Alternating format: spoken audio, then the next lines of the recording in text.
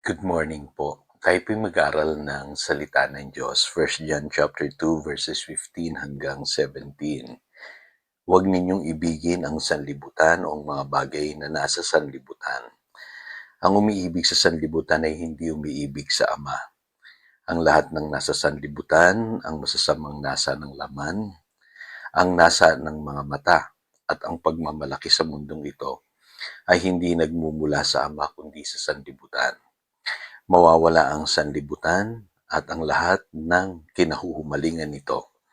Ngunit ang mga sumusunod sa kalooban ng Diyos ay mabubuhay magpakailanman. Stay in love with the Father. So, sa pag-aaral natin last week, tinalakay natin yung pag-ibig ng Ama. Ngayon naman, pag-aralan natin paano tayo mananatili sa pag-ibig ng Ama. Kasi mahalaga po na ang relationship natin sa Diyos ay two-way. Hindi lamang yung siya ang nagmamahal sa atin, kailangan din po mahalin natin siya. At ang Diyos po'y may katangian na binabanggit po sa James chapter 4 verse 4. Ano po ang sabi po diyan? Ang sino mang nagnanais na maging kaibigan ng sanlibutan ay kaaway ng Diyos. At sa verse 5 sabi diyan, ayaw ng Espiritong ibinigay sa atin ng Diyos na siya'y may kaagaw sa ating pag-ibig. So, ganun pala ang ating Diyos. Even in the Old Testament, ang sabi ng Biblia, siya po'y mapanibuguin. So, ano ibig sabihin nun, Pastor? Jealous God. Ayaw niya na merong kahati sa kanyang pag-ibig. So, ilan sa atin kaya ang nakakaalam na ang Diyos, ganun siya magmahal. Napaka-loyal niya, napakatapat niya sa atin. Pero, binabanggit dito po sa text natin today sa 1 John chapter 2 verses 15 verse 17 na kapag iniibig pala natin yung sanlibutan, napapalayo tayo sa pag-ibig ng Ama. So, yun ang problema ng maraming mga Kristiyano ngayon.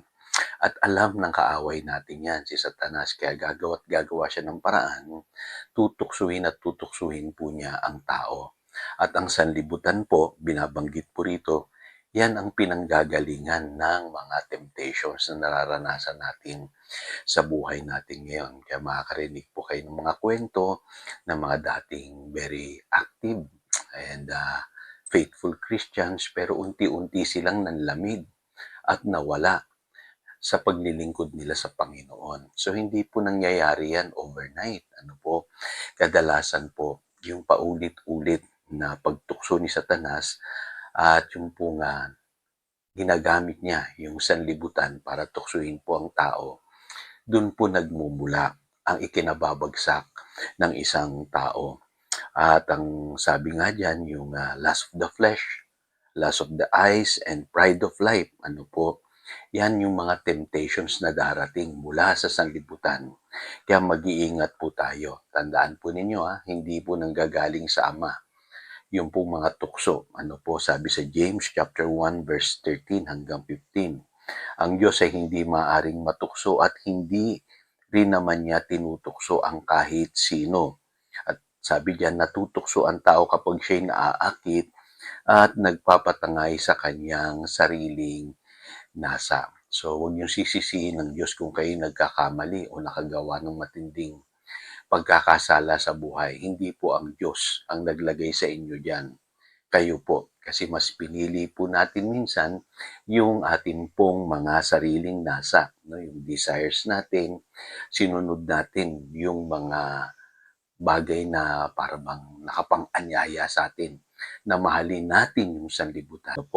Sabi po sa Jude chapter 1 verse 21, manatili kayo sa pag-ibig ng Diyos habang naghihintay kayo sa ating Panginoong Hesukristo. So, kailangan daw pala nananatili tayo sa pag-ibig ng Diyos.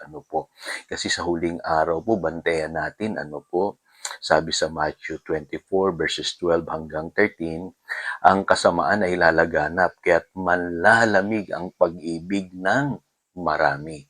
So, ang tinutukoy na pag-ibig po dito ay yung pag-ibig sa Diyos. At ang sabi sa verse 13, ngunit ang mananatiling tapat hanggang wakas, ang siyang maliligtas. So, mapapansin nyo, yung mga totoong Kristiyano, yung totoong ligtas, sila po yung mananatiling tapat. Ano po, yung loyal and faithful kay Lord. Ano po. At napakaganda ng pangako ng Panginoon. Mababasa natin sa 1 John chapter 2 verse 17. Mawawala ang sanlibutan at ang lahat ng kinahuhumalingan nito. Ngunit ang sumusunod sa kalooban ng Diyos ay mabubuhay magpakailanman. Di ba? Napakagandang pangako ng Diyos. Lilipas pala ang lahat ng nakikita natin, lahat ng kinahuhumalingan ng tao. Pero kapag ikaw ay nananatili sa kalooban ng Diyos, nananatili ka sa pag-ibig ng Panginoon, kasama mo ang Diyos. Ang sabi dito, mabubuhay ka magpakailanman. Hindi lamang po yan eternal life, kapatid. Even dito sa lupa, mai-experience mo ang Diyos sa iyong buhay. Sabi sa John 15:10, kung tinutupad ninyo ang aking mga utos, ang sabi ng Panginoong Hesus, mananatili kayo sa aking pag-ibig. Tulad ko, tinutupad ko ang mga utos ng aking Ama at ako'y nananatili sa kanyang pag-ibig. Kita po ninyo, maging ang Panginoong Hesus, nanatili po siya sa pag-ibig ng Ama. Kaya sundan po natin ang ginawa ng Panginoong Hesus. Manatili tayo sa pag-ibig ng Ama upang maranasan natin ang Diyos sa ating pong buhay. Kahit po tayo ay nasa mundong ito na maraming pagsubok. So tayo po'y manalangin. Dakilang Diyos, salamat sa katotohanan ito. Nais naming manatiling umiibig sa iyo, Panginoon. Alam namin na ikaw po'y mapanibughuin at ayaw mong may kaagaw ka sa iyong pag-ibig sa amin. Kaya, Panginoon, hinahamon mo kami na sa bawat araw ng aming buhay ay mahalin ka namin. Huwag kaming padadala sa tukso ng sanlibutan. At alam namin, darating ang maraming pagtukso sa aming buhay dahil ang kaaway, pipilitin kaming agawin. Pero alam namin kung kami naniniwala, ikaw o Diyos ang dapat naming mahalin at pagkatiwalaan. Mananatili kami sa iyong pag-ibig. Salamat po. Yan po ang aming panalangin. In Jesus' name we pray. Amen. Again, ito si Pastor Jojo nagpapaalala upang daluyan tayo ng pagpapala, manatili tayo sa kanyang salita. Good morning.